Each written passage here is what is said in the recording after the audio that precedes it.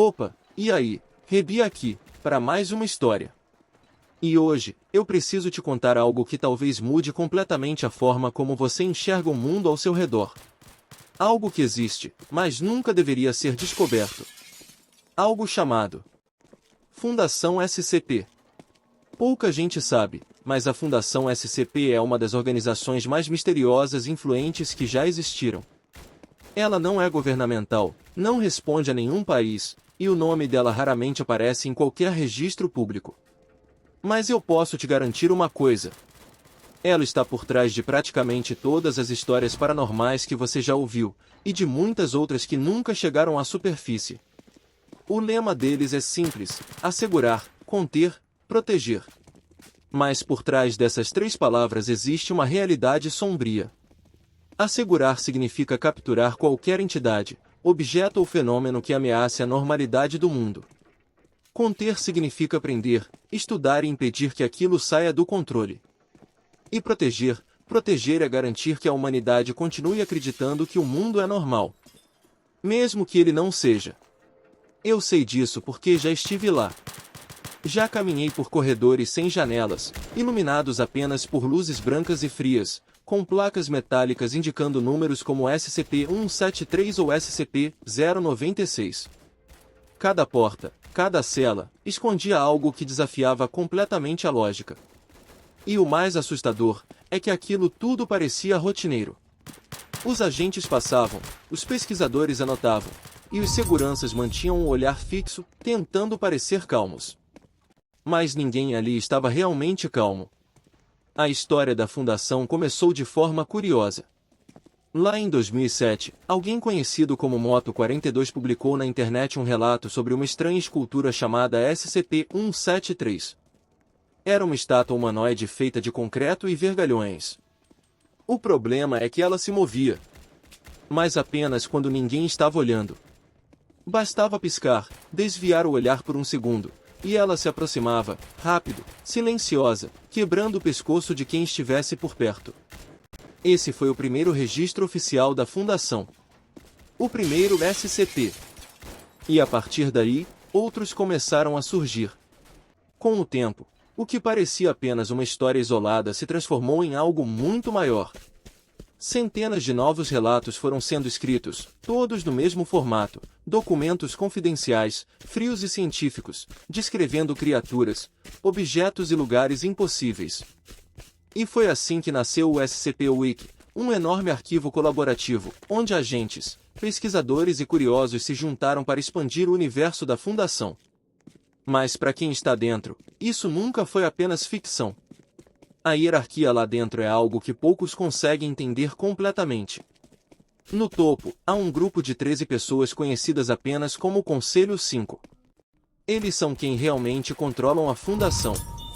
Abaixo deles, existem os pesquisadores, os agentes de campo e as forças-tarefa móveis, que são equipes especiais treinadas para capturar e conter ameaças anômalas. E na base, os Classe D. Pessoas condenadas, usadas como cobaias em testes com entidades desconhecidas. Muitos deles nunca voltam vivos. Alguns voltam diferentes.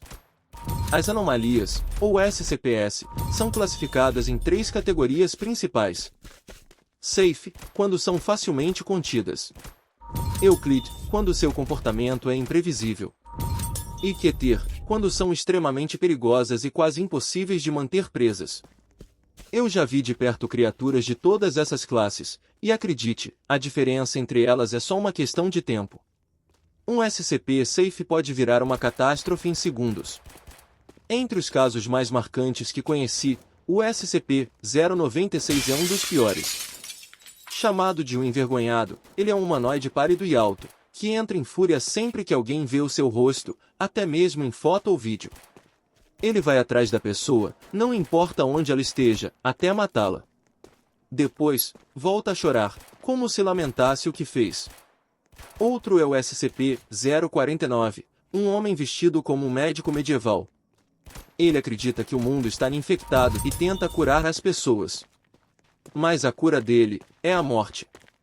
Com um simples toque, ele mata e depois reanima o corpo, como se fosse uma marionete sem alma. E há também o SCP-682, o Lagarto Imortal. Já tentamos de tudo para matá-lo: fogo, ácido, explosões, e ele sempre volta. Como se o próprio universo se recusasse a deixá-lo morrer. Mas nem todas as anomalias são monstros. Algumas desafiam a mente. O SCP-055, por exemplo, é algo que ninguém consegue descrever. Ninguém se lembra do que é. Podemos escrever sobre ele, analisá-lo, estudar suas propriedades, mas assim que desviamos o olhar, tudo desaparece da memória. Como se o próprio conceito da coisa fosse impossível de ser mantido. E há também lugares anômalos, como uma loja de móveis infinita chamada SCP-3008, onde clientes presos lá dentro passam a viver eternamente entre estantes e corredores, fugindo de funcionários monstruosos que só aparecem à noite. A Fundação é tudo isso, o último limite entre a humanidade e o desconhecido. Mas ela também é um espelho do que há de mais sombrio em nós. O desejo de controlar o que não pode ser controlado. De estudar o impossível, mesmo que isso custe vidas, sanidade, ou a própria verdade. Eu já perdi colegas. Já apaguei memórias de civis inocentes, usando os chamados amnésicos, drogas que fazem as pessoas esquecerem o que viram. Já participei de missões em que saímos com metade da equipe e voltamos com menos ainda. Mas é isso que a Fundação faz. Ela protege o mundo da verdade. Porque se a humanidade soubesse tudo o que está realmente lá fora, ninguém mais dormiria tranquilo. E o mais curioso é que, talvez, em algum nível, tudo isso tenha começado como uma história. Um simples texto em um fórum obscuro da internet. Mas, de algum jeito, se tornou algo real. Algo que cresce a cada novo arquivo, a cada novo relato, a cada novo SCP registrado. Então, se um dia você ouvir falar de uma organização secreta com 3 letras gravadas em um cofre metálico, se encontrar um documento com uma tarja preta no topo e o símbolo de uma seta tripla apontando para o centro, não leia. Não toque. E, acima de tudo, não conte para ninguém. Porque, se a Fundação SCP realmente existe, você já viu demais. E eles já sabem que você sabe. Essa foi a história de hoje. Agora olhe ao seu redor, só para ter certeza de que está sozinho.